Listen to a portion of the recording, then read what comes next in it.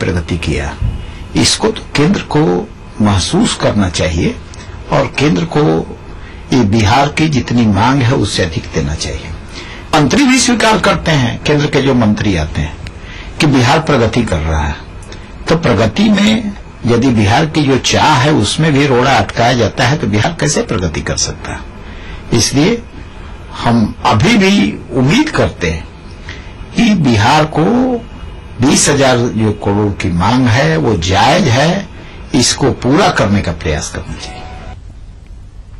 बात करेंगे मध्य प्रदेश के ग्वालियर की, जहां मुख्यमंत्री शिवराज सिंह के पुतला दहन के दौरान एनएसयूआई और पुलिस के बीच तीखी झड़प हो गई। जलते हुए पुतले को छीनने की कोशिश करती पुलिस और एनएसयूआई कार्यकर्ताओं में यहां जमकर झूमा झटकी हुई। इस झूमा झटकी के दौरान एसएएफ के एक जवान ने जलते हुए पुतले को मीडिया कर्मियों पर उछाल दिया। इस दौरान एक मीडिया कर्मी को चोटें आई और कई मीडिया कर्मी झुलसने से बाल बाल बच गए। इधर मीडिया कर्मी जब पुलिस की शिकायत को लेकर विश्वविद्यालय थाना प्रभारी से मिलने पहुंचे तो उन्होंने मीडिया कर्मियों की बात सुनने या उस सिपाही पर कार्रवाई करने के बजाय आरोपी जवान को थाने से भगा दिया। मीडिया कर्मियों ने पुलिस अधीक्षक संतोष सिंह से मामले की शिकायत की, जिसके बाद एसपी ने मुरार सीएसपी को मामले की जांच के आदेश दे दिए हैं। सरकार जो बदतमीजी और जो गुंडागर्दी, जो हम जैसे छात्रों को दबाने के लिए पुलिस बल का सहयोग लेती है और जो कि हमारे ऊपर इस तरीके का अत्याचार कर रही है, उसका हम कठोर निंदा करते हैं और इसका हम विरोध करते हैं कि इस तरीके के रवैया को हम नहीं सहेंगे, ना हम अपने ऊपर किसी को सहने देंगे। आगे बता रहे हैं, आपने मुझे कुछ फुटेज भी दिखाए हैं तो मैंने देखा है और उन्हें तत्काल जो सीएसपी मुरार है उनको मौके पर ही भेज रहा हूँ और हमारे एक मीडिया के साथी जो घायल हुए उनका हम मेडिकल परीक्षण भी करा रहे हैं। इसमें जो भी पुलिसकर्मी या जो भी पुलिस अधिकारी की तरफ से जाती है उन पर भी कार्रवाई की जाएगी और किस प्रकार किस घटना पर परिप्रेक्ष्य में परिस्थिति निर्मित हुई मैं उसकी भी जांच कराऊंगा और जो भी संबंधित दोषी हैं उन पर तत्काल कार्रवाई। इधर उज्जैन के महितपुर में ओलावृष्टि प्रभावित किसानों की समस्याओं को लेकर कांग्रेस विधायक कल्पना परुलेकर ने एसडीएम कार्यालय का घेराव किया और इस दौरान जमकर हंगामा मचाया। परुलेकर ने एसडीएम के दफ्तर में पहुंचकर अधिकारी को जमकर खरी खोटी सुनाई। इस दौरान परुलेकर ने कहा कि न तो यहां किसानों को ओलावृष्टि से हुए नुकसान का सर्वे किया गया, न ही कोई मुआवजा दिया गया। परुलेकर एसडीएम के दफ्तर में ही धरने पर बैठ गई और प्रदेश सरकार को भी खरी खोटी सुनाई। इस दौरान कल्पना ने सीएम की भाव भंगिमा उतारते हुए एक्टिंग भी की। और 40% नुकसान है तो बढ़ा के 100% बताऊंगा ने मारा किसान के 15,000 रुपए बिगा दूंगा। ने इधर तहसीलदार ने एसडीओ से कही क्यों कि तुम्हारी नौकरी करनी है कि नहीं है, तो पटवारी से कही दो कि 20% से ज्यादा नुकसान नहीं होता। कितना हो 15,000 रुपए बिगा जितना कहेगा बाप के घर से जाएगी। आया समझ में लड़ने के लिए तैयार है तो उसको तो महत्व में घुसना नहीं दूंगी, वो भिजवा देना वहां पर बात। बच्चों का खेल समझ देखा तो एहसान कर रहा हूं मैं, दे रहा था। अरे बाहर में गई आपकी एजेंसी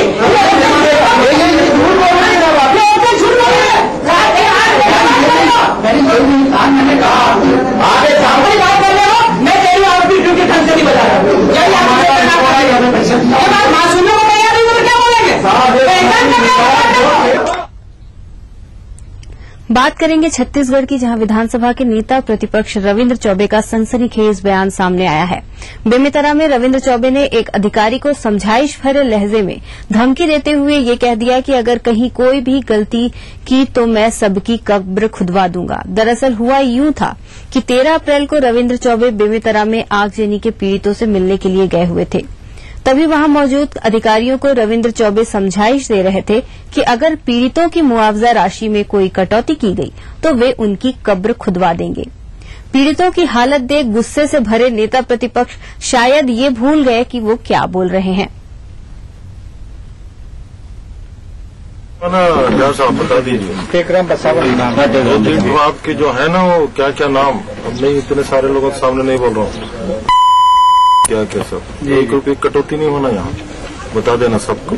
हाँ यही सब कवर बन जाएगा, इसीलिए यहाँ के लिए बिल्कुल और रेंजर के लिए जो भी हो या फिर अतिरिक्त कर्मचारी रख देना जी है ठीक। अब मैं नहीं बोल रहा हूँ इतने लोगों के सामने, आप समझ रहे हो, उचित नहीं हो।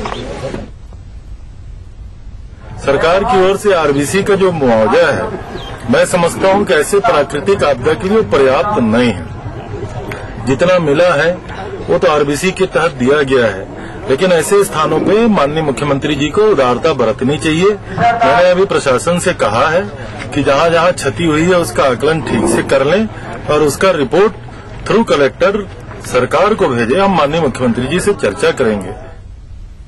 अलीगढ़ बवाल मामले में पोस्टमार्टम रिपोर्ट में सच सबके सामने आ गया है। जी हां, पोस्टमार्टम रिपोर्ट में खुलासा हुआ है कि 6 साल की मासूम के साथ पहले रेप किया गया और उसके बाद उसकी गला दबाकर हत्या की गई थी। अलीगढ़ में पुलिसिया कार्रवाई पर जहां सवाल खड़े हो रहे हैं, वहीं पूरे प्रकरण के दौरान जब घटना पर पत्रकारों ने अलीगढ़ एसएसपी अमित पाठक से सवाल किया तो उन्होंने बेशर्मी की हद पार कर दी। उन्होंने उल्टा पत्रकारों से ही सवाल कर दिया कि क्या परिजनों ने दुराचार होते देखा है, जो हम मान लें। के साथ में बलात्कार हुआ था। ये आप कैसे तय कर सकते हो या हम कैसे तय कर सकते हो? प्रकार की कार्रवाई की जा रही है, दबिश वगैरह दिया आरोपियों को, आप क्या करेंगे? परिजनों ने होता देखा क्या? दबिश वगैरह दिया आरोपियों को, आप क्या करेंगे? परिजनों ने होता देखा क्या? दबिश वगैरह दिया आरोपियों को, आप क्या करेंगे? परिजनों ने होता देखा क्या? इधर अलीगढ़ मामले में ईटीवी की खबर का असर हुआ है। आरोपी deputy SP AK Singh suspend किया गया है।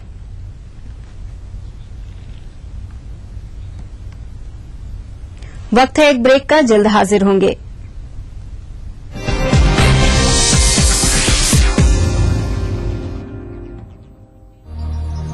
बढ़ रही है जनसंख्या, घट रही है जोत, ऊपर से महंगाई का बोझ, विश्व बाजारों में जारी है प्रतिस्पर्धाओं का दौर, कृषि उत्पादन और आमदनी बढ़ाने की होड़। हम बताते हैं आपको कैसे करें कम लागत में अधिक उत्पादन। उन्नत बीज, नई तकनीक और विविधीकरण से बनाए संपूर्ण, समृद्ध और खुशहाल भारत। अन्नदाता देखिए हर रोज सुबह 6:30 बजे। राजनीति की बिसात जहां सजती है रोज, हजार कठिनाई में भी जो हंसता है रोज, बार बार बिखर के भी जो संभलता है रोज, कहने सुनाने के साथ जो सुनता है रोज। अपना यूपी देखिए इस समय पर। इस न्यूज के सह प्रायोजक हैं हर निर्माण के लिए आदर्श सीएम की बात, फख्र है ताकत। कुबेर मसाला, स्वादिष्ट जीवन चाहे हर मन। Xiaomi मोबाइल फोन में भारत की प्राचीन मौलिक खोज है योग, जो बनाए तन मन का संतुलन, जोड़े आत्मा को परमात्मा से, बढ़ाए शरीर की प्रतिरोधक क्षमता, रोग से बचने का सबसे आसान मंत्र योग मंत्र। देखिए इस समय पर। लखनऊ और देहरादून दोनों राजधानी शहर, जिनके नस नस में है रफ्तार। कामकाज से जब मिले फुर्सत, हर खासो आम जानना चाहता है राजधानी की हर एक घटना, हर एक बात, जिनसे दिन भर रही हलचल। इसलिए देखिए राजधानी से इन समयों पर। इस न्यूज के सह प्रायोजक हैं कुबेर मसाला, स्वादिष्ट जीवन चाहे हर मन। देखिए ईटीवी उत्तर प्रदेश उत्तराखंड सभी डीटीएच प्लेटफॉर्म पर, डिश टीवी पर चैनल नंबर 823, एयरटेल पर चैनल नंबर 289, टाटा स्काई पर चैनल नंबर 163, बिग टीवी पर चैनल नंबर 416, वीडियोकॉन पर चैनल नंबर 782। देखिए आपका अपना चैनल।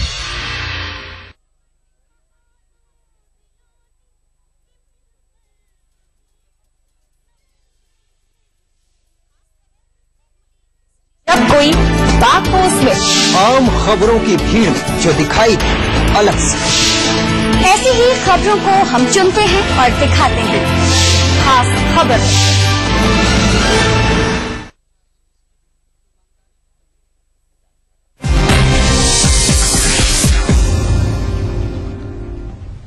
ब्रेक के बाद आपका स्वागत है। बात करेंगे राजस्थान की, जहां इसी साल जून महीने में रिफाइनरी का शिलान्यास किया जा सकता है।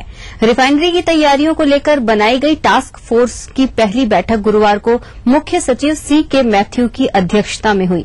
बैठक में मुख्य सचिव ने रिफाइनरी में क्षेत्र की जनता को रोजगार उपलब्ध कराने के लिए जरूरी प्रशिक्षण की व्यवस्था और जमीन अधिग्रहण, पानी की आपूर्ति, सड़क निर्माण जैसे सभी महत्वपूर्ण बिंदुओं पर चर्चा की।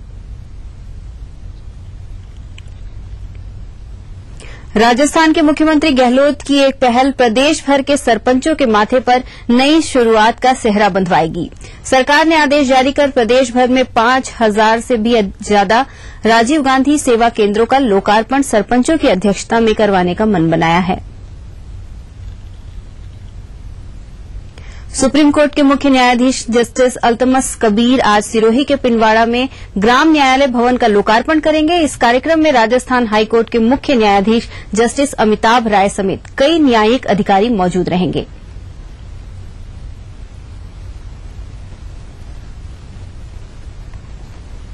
और आपको बता दें कि ईटीवी पर आज इस कार्यक्रम का सीधा प्रसारण भी किया जाएगा।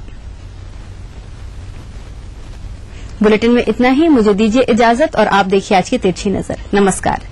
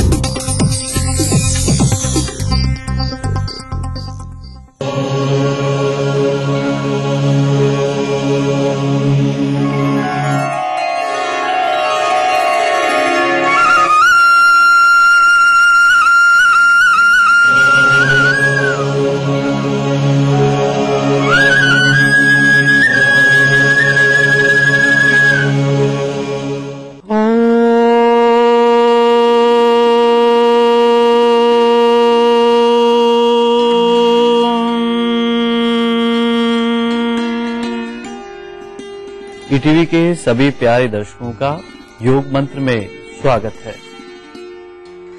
मैं योग गुरु डॉक्टर महेंद्र सिंह और मेरे साथ में है मेरी सहयोगी डॉक्टर नेहा। आज हम करेंगे पशु विश्राम आसन का अभ्यास, लेकिन इससे पहले एक बार फिर से देखेंगे कल हमने जिस आसन का अभ्यास किया था। परिवर्तित पवन मुक्त आसन को करने के लिए सबसे पहले पीठ के बल लेट जाएंगे, शरीर को बिल्कुल एक सीध में रखते हुए लेटेंगे, दोनों पैर मिलाकर रखेंगे, दोनों हाथ थाइस के पास में रखेंगे अर्थात जंघा के बगल में रखेंगे। अब एक पैर को घुटनों से मोड़ लें, दोनों हाथों से फिंगर लॉक बनाते हुए घुटने के आगे रखें, श्वास को बाहर निकालते हुए थाइस का पूरा प्रेशर पेट की तरफ बनाएं और दूसरे पैर को भी ऊपर उठा लें।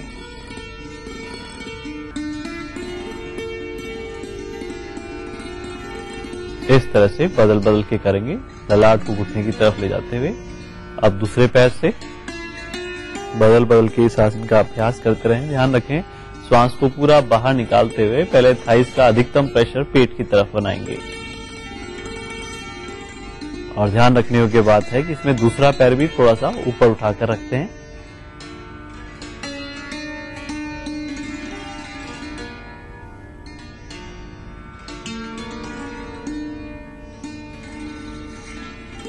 दूसरे पैर को भी बिल्कुल सीधा रखें अर्थात घुटनों से पैर को बिल्कुल नहीं मोड़ेंगे, पैरों को बिल्कुल सीधा रखेंगे और न ज्यादा पैर को ऊपर रखेंगे और न ही ज्यादा पैर को नीचे की तरफ रखेंगे। तो रिलैक्स करेंगे। पशु विश्राम आसन को करने के लिए दोनों पैर सामने से खोल लेंगे, पहले दोनों हाथ थाइस के पास में रखते हुए अब धीरे धीरे एक पैर को घुटने से मोड़ते हुए पैर के पंजों को पीछे की तरफ ले जाएंगे और दूसरे पैर को घुटने को मोड़ते हुए अर्थात एड़ी को जंघा के मूल पे रखेंगे, थाइस के बेस में रखेंगे। अब जो घुटना आगे की तरफ है उसको श्वास लेते हुए दोनों हाथ ऊपर उठाएं उसी तरफ और श्वास को पूरा बाहर निकालते हुए पहले हथेलियों को, फिर कोहनियों को और फिर ललाट को टिका दें। नीचे जाएं तो आंखें कोमलता से बंद रखें और चेहरे की मांसपेशियों को बिल्कुल ढीला रखें और बिल्कुल स्वस्थ है तो श्वास रोक सकते हैं। बिल्कुल धीरे धीरे दोनों हाथ ऊपर उठाएं और साइड से नीचे करें। इस तरह से बदल बदल कर इस आसन का अभ्यास करेंगे, अर्थात एक पैर को पीछे की तरफ ले जाएंगे और दूसरे पैर की एड़ी को जंघा के मूल पर रखेंगे। थाइस के बेस में रखते हुए इस आसन का अभ्यास करेंगे।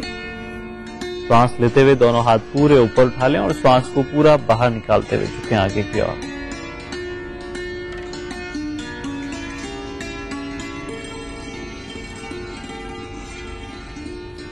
अपनी क्षमता अनुसार उठने के बाद धीरे धीरे श्वास लेते हुए वापस दोनों हाथ ऊपर करें, साइड से नीचे। इस तरह से एक बार फिर से करेंगे इस आसन का अभ्यास।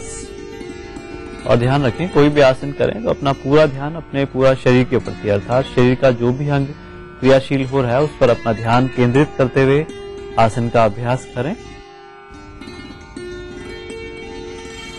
फाइनल पोजीशन में कुछ सेकंड्स के लिए बनाए रखें अपने आप को और कोशिश करें कि श्वास रुकी रहे उस समय, और अपनी क्षमता अनुसार श्वास को रोकें। जबरदस्ती भी श्वास को रोकते हुए आसन का अभ्यास बिल्कुल नहीं करें। रिलैक्स करें, विश्राम करें। बेहद उपयोगी है ये पशु विश्राम आसन का अभ्यास। जैसा कि आसन के नाम से विदित है कि इसमें हमारे शरीर को रिलैक्सेशन मिलता है, एक आनंद का एहसास, शरीर की थकान को दूर करने वाला आसन है पशु विश्राम आसन। और जिनको हाई बीपी, हार्ट की प्रॉब्लम रहती है वे भी इस आसन को कर सकते हैं। लेकिन ध्यान रखें, कमर दर्द हो या फिर स्लिप डिस्क हो वे लोग इस आसन का अभ्यास नहीं करें। और घुटनों में तेज दर्द हो तो ज्यादा पैरों को मोड़कर इस आसन का अभ्यास बिल्कुल भी नहीं करें। आज का योग मंत्र है, जिनको भी हाई बीपी, हार्ट की प्रॉब्लम हो, अस्थमा की शिकायत हो या फिर कोई भी श्वास संबंधी विकार जिनको हो, वे कोई भी श्वास रोकने वाला प्राणायाम या फिर योगासन का अभ्यास नहीं करें, और करें तो किसी योग गुरु की देखरेख में ही करें। तो आज के लिए बस इतना ही। कल हम फिर हाजिर होंगे एक नए योग मंत्र के साथ। तब तक के लिए नमस्कार।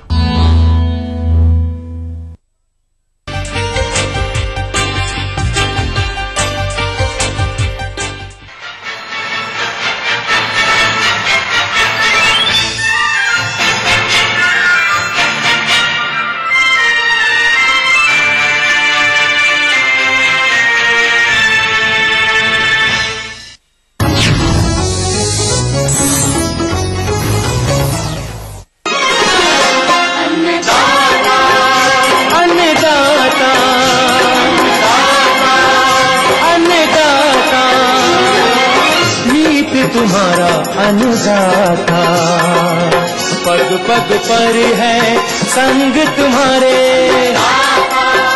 अन्नदाता।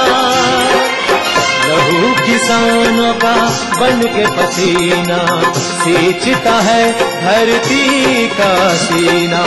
मेहनत का तेरी हक दिलवाने, नई तकनीक नई खोज बताने। पशुधन को गुणवान बनाना, पौध सुरक्षा को सिखलाना, खेती के सब गुर समझाने, भारत का सरताज बनाने। आठों पहर है संग तुम्हारे अन्नदाता, अन्नदाता। सुप्रभात किसान भाइयों, आप देख रहे हैं अन्नदाता कार्यक्रम। आइए देखिए क्या है खास आज के कार्यक्रम में। महाराष्ट्र के एक पपीता उत्पादक की सफल कहानी।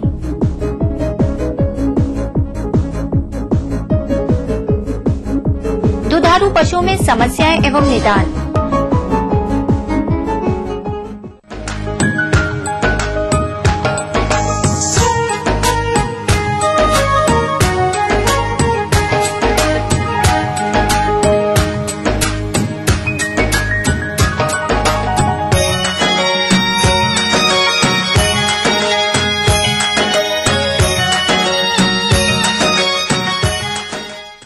फलों के अंतर्गत यदि पपीता की बात करें तो इसकी बागवानी प्रदेश के लगभग सभी क्षेत्रों में देखी जा सकती है, परंतु इन बागों से मिलने वाली उपज की बात करें तो वह काफी कम है।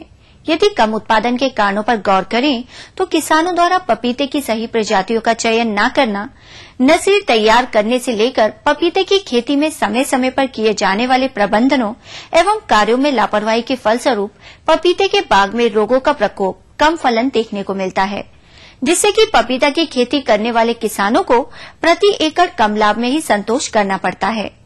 जबकि उन्नत किस्म के पौधों का चयन कर पपीते की खेती में उन्नत तकनीकों को अपनाया जाए तो पपीता के बाग से काफी लाभ कमाया जा सकता है। और ऐसा ही कर दिखाया है सोलापुर महाराष्ट्र के एक किसान राजशेखर पाटिल ने, जिन्होंने ताइवान 786 किस्म का चयन कर बाग स्थापित किया और आज के समय में अपने प्रति एकड़ पपीता के बाग से लगभग 60 टन उपज प्रति वर्ष प्राप्त कर लाखों की आय ले रहे हैं, जिस पर आधारित है आज के कार्यक्रम का यह अंश। मी ऊस, ज्वारी, गहू हे पिकं घेत होतो.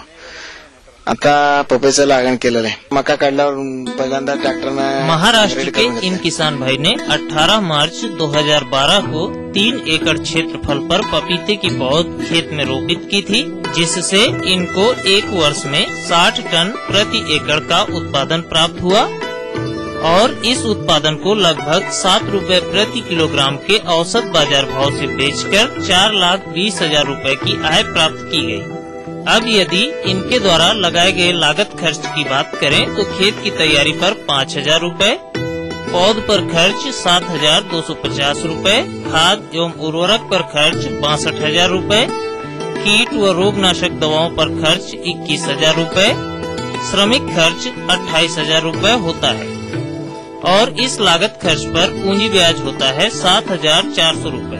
इस खेत पर रुपए 25,000 प्रति एकड़ की लागत से सिंचाई हेतु ड्रिप लगाई गई, जो कि 5 साल तक चलती है, जिसका वार्षिक हिसावट व्यय 5,000 रूपए होता है और निवेशित पूंजी का ब्याज होता है 2,500 रूपए तथा इसके साथ प्रति वर्ष भूमि का किराया 5,000 रूपए और जोड़ दिया जाए तो इनकी प्रति एकड़ वार्षिक लागत होती है 1,43,150 रूपए। किसान भाइयों, अब अगर इनकी कुल आय 4,20,000 रूपए में से कुल लागत खर्च 1,43,150 रूपए घटा दिया जाए तो इन्हें 2,76,850 रूपए प्रति वर्ष प्रति एकड़ का शुद्ध लाभ प्राप्त होता है। अब आइए जानते हैं इस फसल का प्रबंधन इन्होंने किस प्रकार किया। इन्होंने खरीफ मक्का की कटाई करके खेत को अच्छी तरह से कल्टीवेटर चलाकर तैयार किया और 18 मार्च 2012 को पपीता की ताइवान रेड लेडी किस्म का पौधा लाकर खेत में लगाया, जिसमें कतार से कतार की दूरी 8 फीट व पौधे से पौधे की दूरी 5 फीट रखी। इस फसल की सिंचाई हेतु इन्होंने ड्रिप पद्धति अपनाई, जिसमें 2 लेटरल के बीच की दूरी 8 फीट रखी गई। पौधे लगाने के बाद रिंग बनाकर 100 किलोग्राम DAP प्रति एकड़ की दर से डाला गया। फिर 30 दिन बाद प्रति एकड़ 200 किलोग्राम DAP डाला और निकाई गुड़ाई हेतु पौधा लगाने के 15 दिन बाद बैल जोड़ी से निकाई गुड़ाई की और इसके 30 दिन बाद खुरपी चलाकर निकाई गुड़ाई की। 70 दिन बाद पुनः खुरपी द्वारा ही निकाई गुड़ाई की गई। तीसरे माह में इन्होंने 25 गाड़ी गोबर की खाद प्रति एकड़ की दर से डाली। इसके बाद चौथे माह में प्रति एकड़ प्रथम दिन 2 किलोग्राम, दूसरे दिन 2 किलोग्राम 1261 और तीसरे दिन 0050 2 किलोग्राम की मात्रा ड्रिप के माध्यम से पौधों को दिया। किसान भाइयों, शुरुआत में इन्होंने 1 दिन के अंतराल पर 30 मिनट ड्रिप द्वारा सिंचाई की एवं दूसरे माह से रोज 30 मिनट ड्रिप द्वारा सिंचाई की। तीसरे माह से दिन में 2 बार 30 मिनट ही ड्रिप चलाकर सिंचाई की गई और 2 माह बाद 1 लीटर प्रति एकड़ की दर से सूक्ष्म पोषक तत्वों की ड्रेंचिंग की। फिर 200 लीटर पानी में 600 ग्राम ह्यूमिक एसिड दिया। इसे 1 माह के अंतराल पर दोबारा प्रयोग किया गया।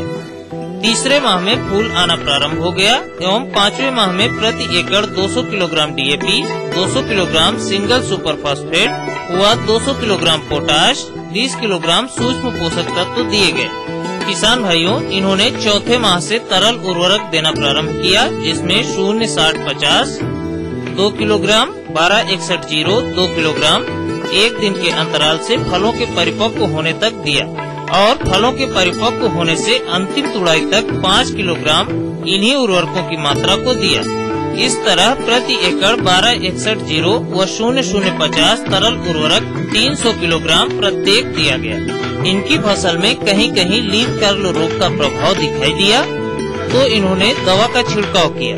जब फल अपनी परिपक्व अवस्था पर आ गए तब इन्होंने 2 किलोग्राम बोरान प्रति एकड़ ड्रिप द्वारा 3 बार दिया और इस प्रकार इन्होंने पपीता की फसल का प्रबंधन किया, जिससे इन्हें प्रति एकड़ 60 टन उत्पादन 1 वर्ष में प्राप्त हुआ।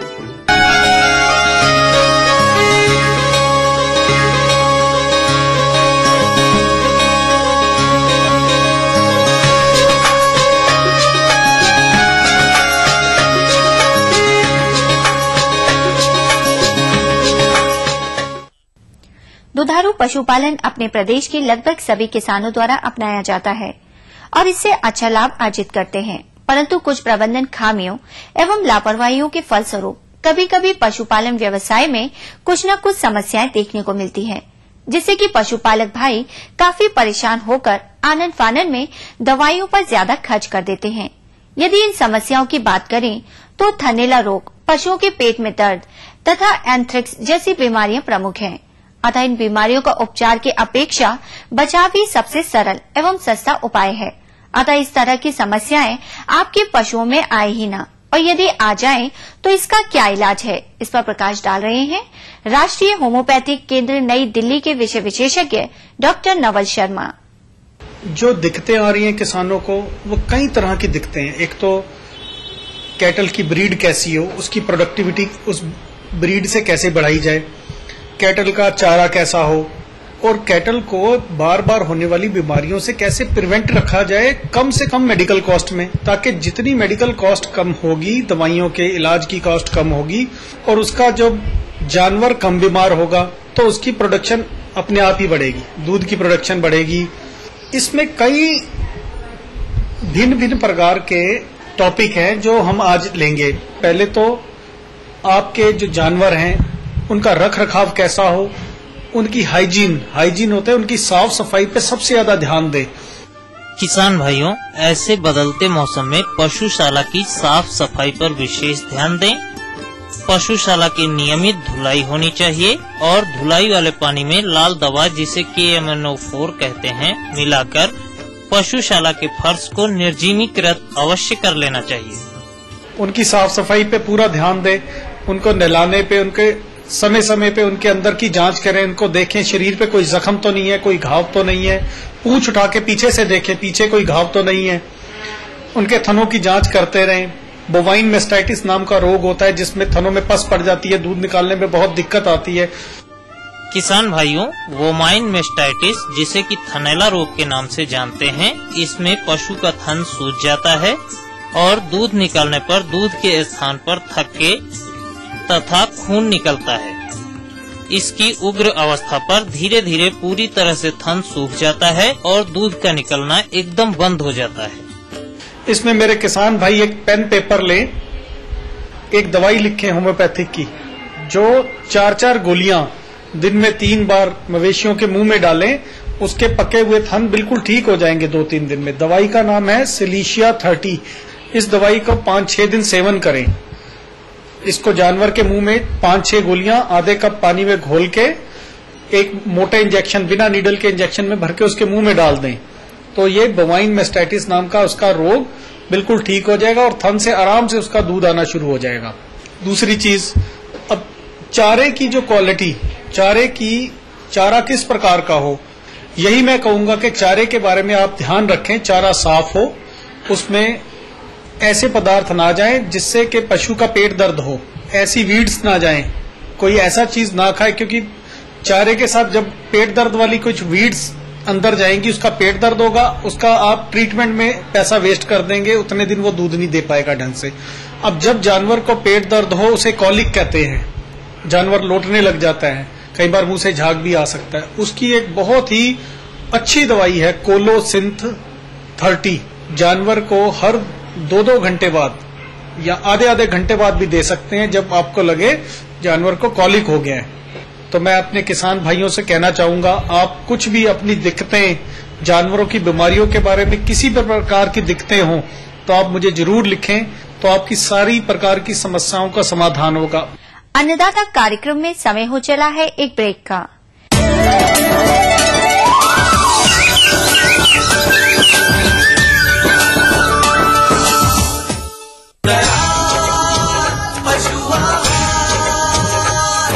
असली भरोसेमंद दयाल पशु आहार, दूध दमदार, आप शानदार।